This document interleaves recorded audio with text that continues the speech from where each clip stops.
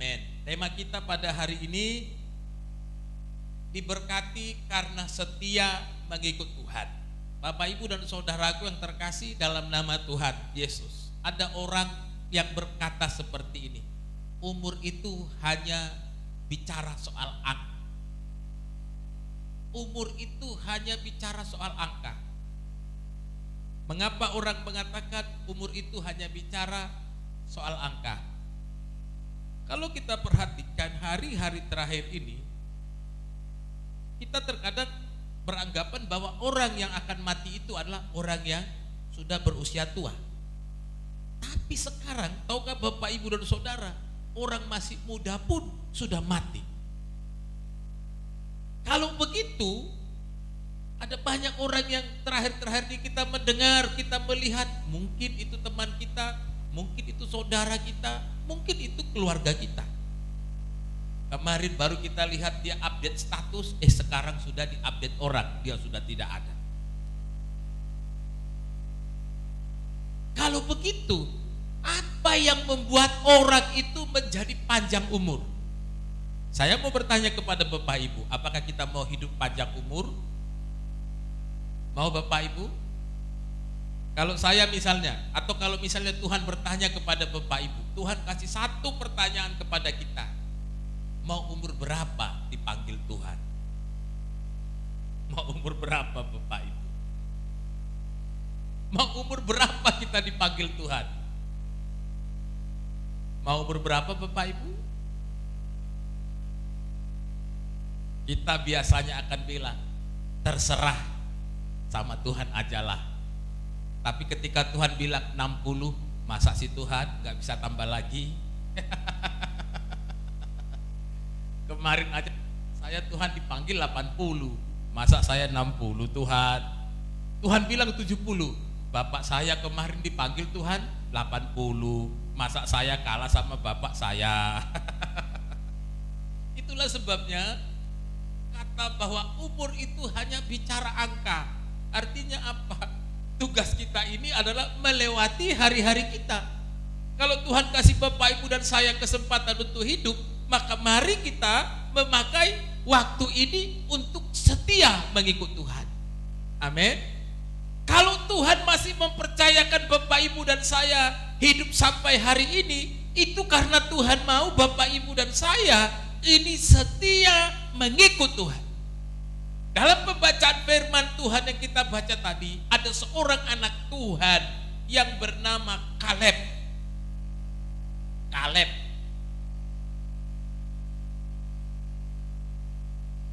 Kaleb. Namanya agak sulit disebut Bapak Ibu ya. Lebih enak bilangnya Karet. Tapi Kaleb. Kok kayaknya kurang pas gitu ya. Kaleb. Kaleb ini, kalau kita melihat dalam pembacaan firman Tuhan tadi, dikatakan bahwa dia mulai melayani Tuhan itu menjadi seorang pengintai itu usianya 40 tahun. Jadi Kaleb ini mulai mengikut Tuhan itu usianya 40 tahun. Sudah tua itu Bapak Ibu ya. Sudah tua? Hampir-hampir tua. Sudah boleh pesan-pesan peti mati. 20 tahun lagi, kira-kira begitu. Jadi dia mulai melayani Tuhan itu 40 tahun, lalu kemudian dia melayani Tuhan selama 45 tahun. Jadi usianya 40 ditambah 45, maka dia berusia 85 tahun. Pada saat Kaleb berusia 8 tahun, dia kemudian membuat sebuah pertanyaan kepada Tuhan melalui Yosua. Dia mengatakan bahwa aku sudah melayani Engkau Tuhan sejak usia 40 tahun, bahkan aku sudah melayani Engkau, sekarang aku berusia 85 tahun. Ayat 11 dikatakan, pada waktu itu aku masih sangat kuat, sama seperti pada waktu aku disuruh Musa. Seperti kekuatanku pada waktu itu, demikianlah kekuatanku sekarang untuk berperang dan untuk keluar masuk. Ayat 12 Oleh karena itu, berikanlah kepadaku pegunungan yang dijanjikan Tuhan pada waktu itu. Jadi pada saat Kaleb melayani Tuhan di usia 40 tahun, Tuhan pernah janji sama dia bahwa nanti dia akan diberikan pegunungan Hebron. Tapi dia melayani Tuhan usia 40 tahun. Sudah 45 tahun dia melayani Tuhan, tapi Tuhan belum memberikan dia berkat. Maka kemudian dia mulai bertanya kepada Tuhan, Tuhan, aku ini sudah melayani Engkau 45 tahun. Mana atau apa berkat yang saya dapat? Jadi Kaleb ini bertanya sama Tuhan lewat hambanya Yosua, mana berkat yang aku dapat kalau aku melayani Tuhan? Ternyata Bapak Ibu, kalau kita melayani Tuhan, kita bisa tanya sama Tuhan, Tuhan, aku sudah sekian tahun melayani Tuhan, mana berkat yang Engkau janjikan kepadaku? Ternyata kita boleh bertanya sama Tuhan. Tapi kalau kita gak melayani Tuhan, jangan bertanya sama Tuhan, jangan minta berkat sama Tuhan. Tuhan akan bilang, gak melayani kok minta berkat. Kalau begitu, berkat apa yang diperoleh Kaleb selama 45 tahun dia melayani Tuhan? Berkat apa? Dan mengapa Kaleb diberkati Tuhan? Apa yang membuat Kaleb ini diberkati Tuhan? Ada dua alasan mengapa Kaleb diberkati Tuhan. Yang pertama, selama hidupnya Kaleb adalah orang yang jujur. Amin Bapak Ibu. Selama hidupnya Kaleb adalah orang yang jujur di hadapan Tuhan. Mari kita perhatikan Alkitab kita, ayat yang ke-7. Kita baca bersama-sama ayat yang ke-7. 1, 2, 3. Aku berumur 40 tahun ketika aku disuruh Musa hamba Tuhan itu dari Kades Barnea untuk mengintai negeri itu, dan aku pulang membawa kabar kepadanya yang sejujur-jujurnya. Jadi kata Kaleb, aku pulang membawa kabar yang sejujur-jujurnya. Ada apa sebenarnya? Mengapa Kaleb mengatakan bahwa aku pulang membawa kabar yang sejujur-jujurnya? Kalau kita perhatikan Bapak Ibu, Bilangan 13 ayat 27 sampai ayat 30. Bilangan 13 ayat 27 sampai 30. Saya mau baca kepada kita. Bilangan 13 ayat 27 sampai 30. Mereka menceritakan kepadanya, kami sudah masuk ke negeri kemana kau suruh kami, dan memang negeri itu berlimpah-limpah susu dan madunya, dan inilah hasilnya. Hanya bangsa yang diam di negeri itu kuat-kuat, dan kota-kotanya berkubu dan sangat besar. Juga keturunan Enak telah kami lihat di sana. Ayat 29, orang Amalek diam di tanah Negeb, orang Het, orang Yebus dan orang Amori diam di pegunungan, orang Kanaan diam sepanjang laut dan sepanjang tepi sungai Yordan. Ayat 30. Kemudian Kaleb mencoba menenteramkan hati bangsa itu di hadapan Musa. Katanya, tidak, kita akan maju dan menduduki negeri itu, sebab kita pasti akan mengalahkannya.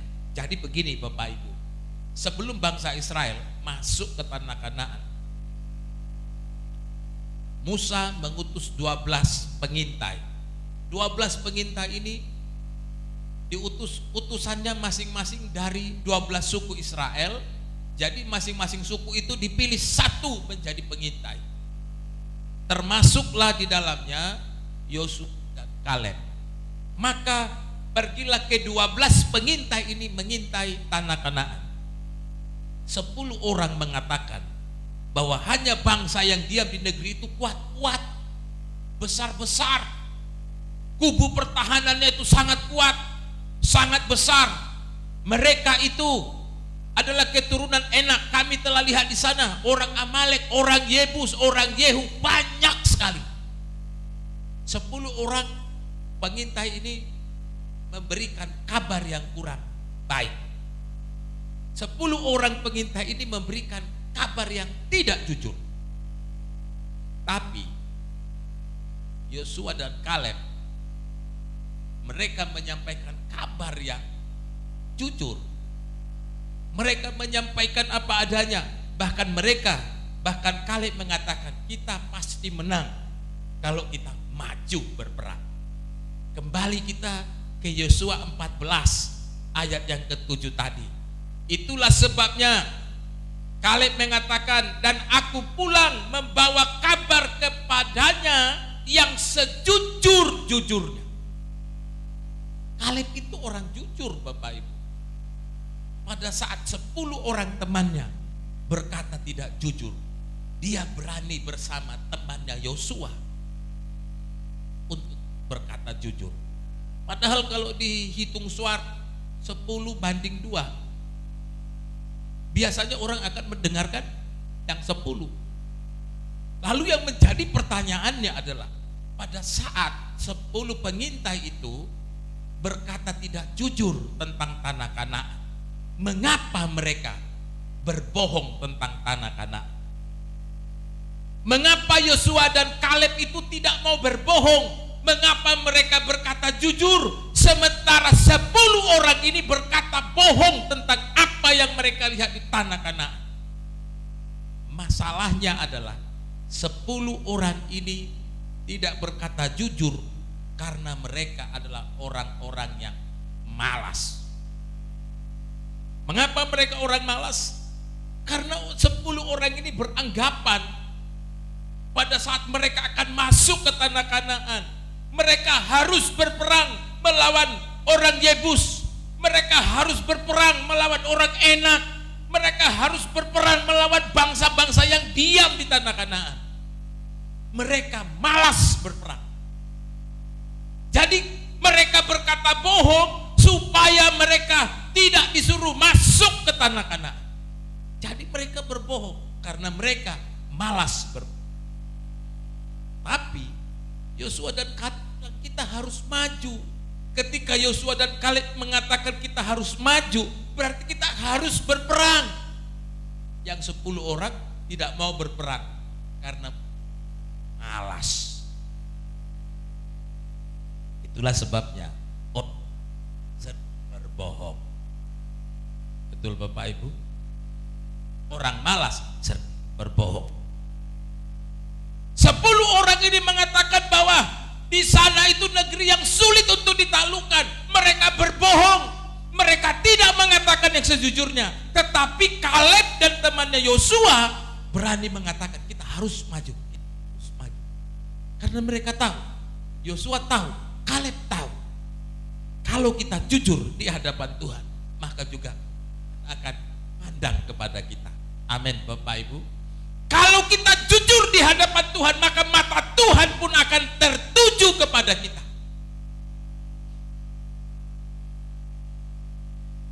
Saya mau kasih tahu kepada Bapak Ibu, terkadang cari uang paling cepat itu lewat cara apa Bapak Ibu? Menipu orang. Betul? Bapak Ibu baca HP Bapak Ibu, Anda memenangkan 30 juta dari Telkomsel. Betul ya Bapak Ibu ya. Sekarang orang kalau gak ada kerjaan menipu. Banyak orang tukang tipu Bapak, karena mereka memang malas. Firman Tuhan bilang apa? Barang siapa tidak bekerja, janganlah ia makan. Betul Bapak Ibu ya. Barang siapa tidak bekerja, janganlah ia makan. Tapi terbalik, yang tidak kerja makannya banyak. Betul ya Bapak Ibu ya. Firman Tuhan bilang barang siapa yang tidak bekerja, janganlah ia makan. Tapi kenyataannya yang tidak bekerja makannya banyak. Makanya kalau suami-suami nggak kerja, istri-istri stres. Sudah nggak kerja, makannya nambah terus katanya. Berasnya cepat habis. Biasakan gitu Bapak Ibu ya. Jadi kejujuran itu harusnya menjadi ciri khas atau karakter yang melekat dalam diri orang Kristen. Amin Bapak Ibu. Kejujuran itu harusnya menjadi sebuah karakter karakter yang melekat dalam diri orang Kristen. Jadi kalau orang melihat orang Kristen, wah ini orang jujur. Jangan sampai orang bilang kita orang Kristen penipu. Jangan sampai orang bilang orang Kristen penipu. Orang Kristen tukang tipu.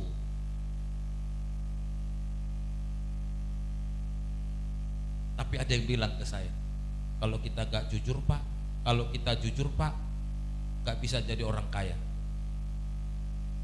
Kami yang di pasar harus berbohong Pak.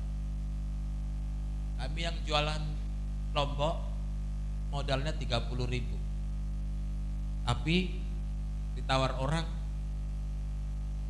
28.000. Gak bisa, modalnya aja sudah 28. Oh, kita sering orang dagang katanya harus bohong Bapak Ibu ya. Kalau nggak bohong nggak dapat untung katanya. Suatu kali Bapak Ibu di sebuah sekolah dibuatlah namanya kantin kejujuran. Jadi di kantin itu tidak ada kasir. Makanan semua disiapin, jajanan minuman semua disiapin. Di pintu keluar disiapkan kotak kejujuran. Kalau beli bubur 5.000, harus makan bubur 5.000, harusnya dimasukkan 5.000. Menurut Bapak Ibu, kalau dibuka kantin kejujuran bisa tahan lama nggak Bapak Ibu? Bisa tahan lama nggak? Bisa tahan lama Bapak Ibu kalau di depan gereja kita buat kantin kejujuran Getsemani. Bebas ambil apa saja, tapi bayar dengan jujur. Modal 10 juta. Saya yakin akhir bulan bangkrut kita. Karena susah untuk jujur Bapak Ibu. Tapi Kaleb membuktikan bahwa kejujuran itu akan diperhitungkan Tuhan Bapak Ibu. Itulah sebabnya ketika dia sudah melayani selama 45 tahun, dia bertanya sama Tuhan, dia minta sama Tuhan, dia tagih sama Tuhan apa yang pernah Tuhan janjikan, bahwa Tuhan akan memberikan pegunungan kepada dia. Dan di usianya yang ke-85 tahun, selama 85 tahun dia hidup, Kaleb itu jadi orang jujur. Itulah sebabnya dia layak mendapatkan pegunungan Hebron menjadinya. Amin Bapak Ibu. Orang jujur itu layak untuk diberkati. Makanya saya Bapak Ibu kalau lewat lampu merah, saya rasa orang di situ banyak penipu Bapak Ibu. Bu Gembala terkadang itu terlalu murah hati, dikasih-kasih. Saya bilang, jangan dikasih. Coba nanti datang hujan, mujizat terjadi, yang lumpuh berjalan di lampu merah. Ngesot-ngesot Bapak Ibu di lampu merah, tapi begitu hujan lari mereka. Kan penipu. Jadi kalau Tuhan Yesus menyembuhkan orang lumpuh di Indonesia, lampu merah menyembuhkan orang lumpuh, hujan menyembuhkan orang lumpuh. Penipu. Tapi orang jujur, dia layak diberkati Tuhan. Amin. Kalau kita melihat Bapak Ibu, Kisah Rasul 5 ayat 1 sampai 11. Kisah Rasul 5 ayat 1 sampai 11, Bapak Ibu pasti sudah pernah mendengar kisah itu, yaitu Ananias dan Safira, suami istri. Suaminya bernama Ananias, istrinya bernama Safira. Safir kan gitu. Safir berarti Safira, permata kan begitu. Ananias dan Safira. Jadi Bapak Ibu, kalau kita melihat pola hidup jemaat mula-mula, itu ciri khas dari cara hidup jemaat mula-mula itu adalah mereka itu selalu ada dari mereka yang menjual tanahnya, menjual rumahnya, dan hasil penjualan itu diletakkan di kaki rasul-rasul. Mengapa? Tahukah Bapak Ibu dan Saudara, mengapa jemaat mula-mula itu hidupnya berkumpul jadi satu komunitas? Jadi begini Bapak Ibu, pada waktu setelah peristiwa pencurahan Roh Kudus, ada banyak orang yang dimenangkan, lalu menerima Yesus sebagai Tuhan dan Juru Selamat. Waktu itu orang-orang Kristen ini tidak disukai oleh orang-orang sekitar, termasuk oleh pemerintah. Mereka sering disiksa, mereka sering dibunuh. Untuk menghindari itu, maka mereka ini berkumpul bersama dengan rasul-rasul. Setiap hari mereka berkumpul. Lalu dari mana mereka makan? Makanya dikatakan setiap hari ada dari antara mereka yang menjual, ya, lalu hasil penjualan tanahnya itu diletakkan di bawah rasul-rasul. Karena semua waktu itu orang banyak saat itu sudah menjual tanah, maka terdengarlah itu kepada keluarga Ananias dan istrinya Safira. Mereka bercerita, Pak, tetangga kita yang di kiri sudah jual kos-kosan, uangnya diletakkan di kaki rasul-rasul. Yang di sini tetangga kanan sudah jual rumah, uangnya diletakkan di kaki rasul-rasul. Yang belakang rumah kita juga sudah menjual tanahnya, dikasih ke rasul-rasul. Apalagi yang depan rumah kita sudah dijual tanah dan rumahnya. Tinggal kita yang belum jual rumah. Kira-kira begitu. Maka kemudian berdiskusilah Bapak Ananias dan Ibu Safira. Kita juallah tanah kita ini, nanti uangnya sebagian kita letakkan di kaki rasul-rasul. Tapi sepakat kita, kalau penjualannya 100 juta, kita bilang 50 juta. Kira-kira begitulah persekongkolan mereka.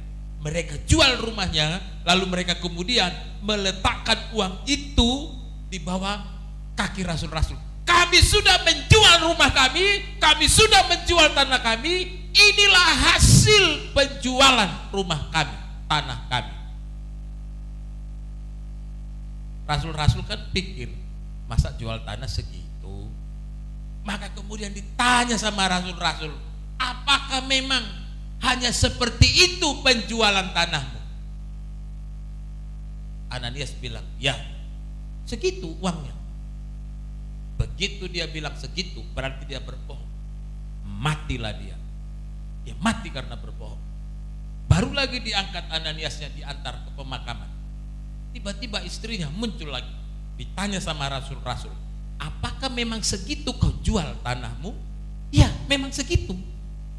Mati lagi dia. Suami istri mati satu hari. Yang repot penggali kubur, Bapak. Siapa yang bayar mereka? Udah mati suami istri. Tapi itu terjadi karena apa? Karena mereka membohongi Tuhan. Apakah mereka mati karena mereka mencuri? Bukan.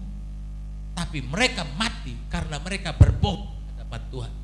Kalau memang mereka 100 juta, enggak pun itu dikasih sama Tuhan yang 100 juta itu enggak masalah. Tapi masalahnya mereka jual tanah misalnya 100 juta tapi dibilang 50 juta, berbohong di hadapan Tuhan. Mereka tidak jujur di hadapan Tuhan. Itulah yang buat Ananias dan Safira ini akhirnya mati. Ketidakjujuran akan membuat keran berkat kita mati. Ketidakjujuran akan mematikan berkat-berkat Bapak Ibu. Ketidakjujuran akan membuat sukacita kita akan mati, berkat kita akan mati, damai sejahtera kita akan mati. Semuanya mati Bapak Ibu. Tapi orang jujur, dia akan diberkati Tuhan. Amin. Itu yang pertama. Yang kedua, kalau yang pertama tadi adalah Kaleb itu orang yang jujur, yang kedua, Kaleb ini adalah orang yang bersemangat mengikut Tuhan. Kaleb ini adalah orang yang bersemangat mengikut Tuhan. Bapak Ibu dan saudaraku yang terkasih dalam nama Tuhan Yesus, tadi saya sempat di awal mengatakan bahwa Kaleb ini melayani Tuhan di usia berapa tadi? 40 tahun. Lamanya dia melayani Tuhan berapa? 45 tahun. Kita baca ayat 10 dan 11 bersama-sama. Yosua 14 ayat 10 dan 11. 1, 2, 3. Jadi sekarang sesungguhnya Tuhan telah memelihara hidupku seperti yang dijanjikannya. Kini sudah 45 tahun lamanya sejak diucapkan Tuhan firman itu kepada Musa, dan selama itu orang Israel mengembara di padang gurun. Jadi sekarang telah berumur 85 tahun aku hari ini. Ayat 11. Pada waktu ini aku masih sama kuat seperti pada waktu aku disuruh Musa. Seperti kekuatanku pada waktu itu, demikianlah kekuatanku sekarang untuk berperang dan untuk keluar masuk. Kaleb bilang gini sama Yosua, pada waktu ini aku sama kuatnya seperti aku disuruh Musa. Kaleb bilang kepada Yosua, sekarang aku umur 85 tahun, tapi kekuatanku sama dengan ketika aku berumur 40 tahun. Benarkah begitu Bapak Ibu? Menurut Bapak Ibu, apakah Bapak Ibu sama kuatnya usia 40 tahun dengan usia 85 tahun? Sama kuatnya Bapak Ibu? Sama kuatnya? Seiring usia bertambah, biasanya tenaga kita berkurang Bapak Ibu ya. Betul Bapak Ibu? Saya dulu suka main bola Bapak Ibu, tapi sekarang karena sudah tua, sadar diri Bapak Ibu. Sudah tua, kan begitu. Tapi Kaleb bilang kepada kita bahwa usia dia 40 tahun itu sama dengan ketika dia berusia 85 tahun. Kekuatanku sekarang sama untuk berperang dan untuk keluar masuk. Jadi Kaleb bilang, kekuatanku itu waktu aku berusia 40 tahun dengan usia 45 tahun itu sama.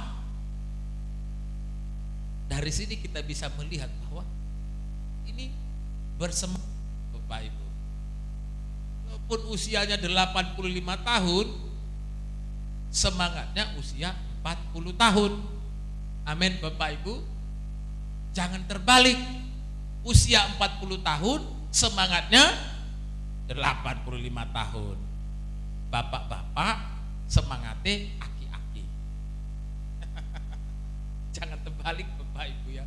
Jadi 85 tahun dia semangatnya sama seperti usia 40 tahun. Kalau begitu, apa yang membuat Kaleb ini bersemangat mengikut Tuhan? Apa sih yang buat Kaleb ini semangat Bapak Ibu mengikut Tuhan? Apa yang buat dia semangat? Kalau dipikir-pikir Bapak Ibu ya, kalau kita pikir-pikir, dia melayani Tuhan itu 40 tahun. Dan mereka 3 tahun sudah masuk di tanah Kanaan. Ya oke lah, kita bilang usia 45 tahun sudah masuk tanah Kanaan. Tapi udah masuk tanah Kanaan Bapak Ibu, belum juga dikasih berkat sama Tuhan. Tapi Kaleb ini tetap semangat Bapak Ibu. Dia nggak nuntut sama Tuhan, dia nggak nuntut sama Yosua. Kan saya sudah mata, saya sudah berperang. Waktu kita merubuhkan tembok Yeriko, saya ikut. Waktu kita berperang melawan orang Kanaan, saya ikut. Tapi kok dapat berkat? Ada banyak orang begitu, hitung-hitungan terus. Saya sudah lakukan ini, saya sudah lakukan ini, saya sudah lakukan ini, tapi kok nggak dapat berkat. Tahukah Bapak Ibu dan Saudara bahwa yang membuat Kaleb bersemangat itu adalah karena dia melakukannya untuk Tuhan, bukan untuk dirinya. Amin. Kalau kita melakukan sesuatu itu untuk Tuhan, maka kita tidak akan meminta pujian dari manusia. Tapi kalau kita melakukan sesuatu itu untuk manusia, maka kita akan meminta pujian dan penghargaan dari manusia. Itulah sebabnya dalam 1 Korintus 10 ayat 31 dikatakan, lakukanlah semuanya itu untuk kemuliaan Tuhan. Amin. Lakukanlah semuanya itu untuk kemuliaan Tuhan. Karena itu, apapun yang kita kerjakan, apapun yang kita lakukan, mari kita melakukannya itu untuk Tuhan, bukan untuk manusia. Amin. Kalau Bapak Ibu hadir di gereja, jangan Bapak Ibu katakan supaya dibilang Pak Gembala saya rajin. Jangan Bapak Ibu. Kalau Bapak Ibu kalau Bapak Ibu memberi ke gereja, jangan bilang supaya dilihat Pak Gembala kita memberi. Jangan. Kalau Bapak Ibu melayani, jangan bilang supaya dilihat jemaat. Karena kalau kita melakukannya untuk manusia, Tuhan gak akan berkati kita. Amin. Karena kepada siapa kita lakukan, dari situlah berkat kita. Kalau kita melakukan untuk Tuhan, maka Tuhan yang akan menghitung dan mengembalikan berkat-berkat. Tapi kalau kita melakukan sesuatu itu untuk manusia, maka manusia yang akan menghitung apa yang sudah kita kerjakan. Kalau begitu yang menjadi pertanyaan Anda Bapak Ibu, kita mau melakukan sesuatu itu untuk Tuhan atau untuk manusia? Bapak Ibu mau melakukan sesuatu itu untuk Tuhan atau untuk manusia? Lakukan Bapak Ibu untuk Tuhan, jangan untuk manusia. Kalau Bapak Ibu melakukannya untuk manusia, maka Tuhan tidak akan lagi menghitung apa yang Bapak Ibu sudah lakukan, karena sudah didapat dari manusia. Itulah sebabnya firman Tuhan katakan, dan apapun yang kamu lakukan dan kerjakan, lakukanlah itu seperti halnya untuk Tuhan. Amin. Bapak Ibu berdoa, berdoalah karena Tuhan. Bapak Ibu beribadah, beribadahlah karena Tuhan. Bapak Ibu berkorban, berkorbanlah karena Tuhan. Bapak Ibu menolong orang, menolonglah karena Tuhan, bukan karena manusia. Karena kalau kita melakukan untuk manusia, maka berkat kita itu datangnya dari manusia, bukan dari Tuhan. Karena sumber berkat kita itu dari Tuhan Bapak Ibu. Kalau sumber berkat kita itu adalah dari Tuhan, maka mari kita mengerjakan segala sesuatu itu untuk Tuhan. Amin. Kalau kita sudah mengerjakannya itu untuk Tuhan, baru kita kemudian ngomong sama Tuhan. Kita bilang seperti yang dikatakan oleh Kaleb kepada Tuhan, sudah 45 tahun aku hidup melayani Engkau Tuhan. Baru kita ngomong sama Tuhan.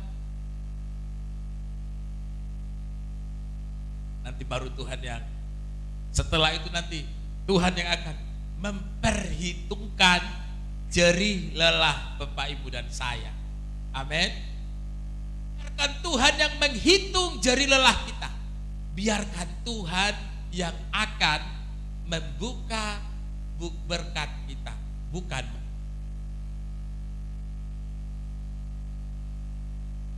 Kalau begitu, sekarang kita mau lakukan sesuatu untuk Tuhan atau untuk manusia?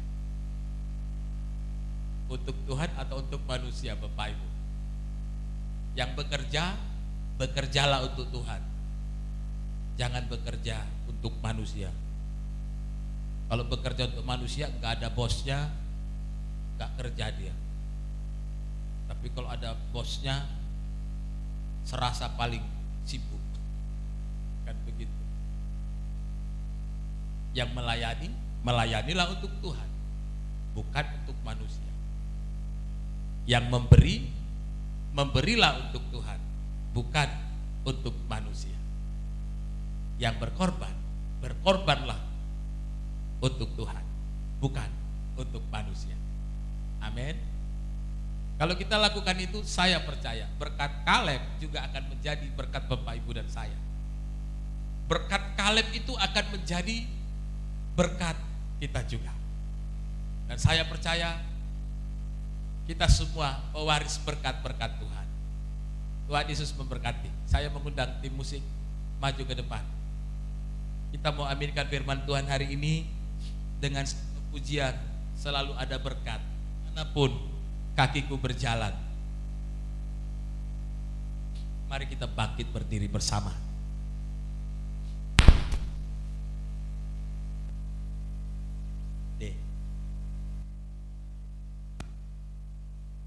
Kemana? Hari ini firman Tuhan mengingatkan Bapak Ibu dan saya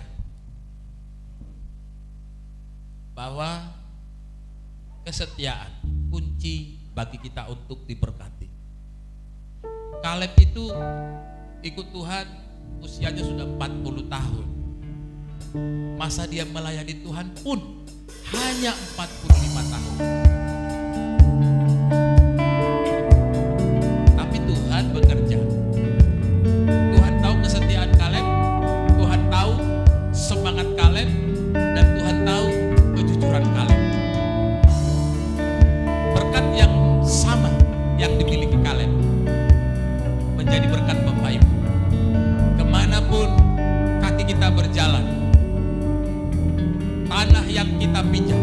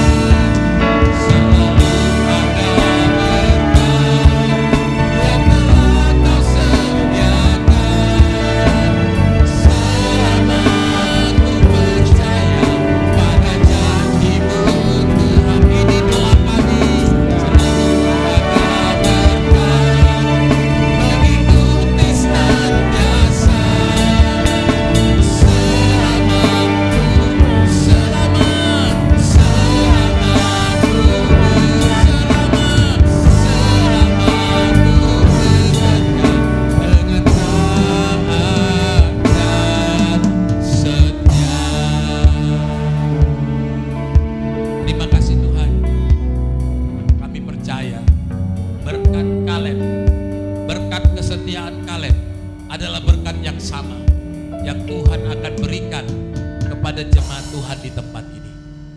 Tuhan kiranya memberkati kami dengan kejujuran.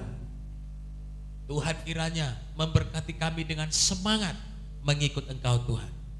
Walaupun banyak tantangan, banyak masalah, banyak persoalan, tapi kami tahu kekuatan kami, yang membuat kami kuat, yang membuat kami bertahan, hanya Tuhan Yesus saja. Sering kami Tuhan bertanya bagaimana hari esok. Sering kami berpikir bagaimana kami di depan, Bapak. Tapi kami tahu rancangan Tuhan, rancangan terbaik bagi kami. Bebaskan kami dari segala khawatir. Bebaskan kami dari segala ketakutan. Karena kami tahu, jika Tuhan di pihak kami, siapakah lawan kami? Jika Tuhan di pihak kami, berkat Tuhan mengikuti kami. Di dalam nama Tuhan Yesus Kristus, kami sudah berdoa. Haleluya, haleluya, amin. Silakan duduk Bapak Ibu.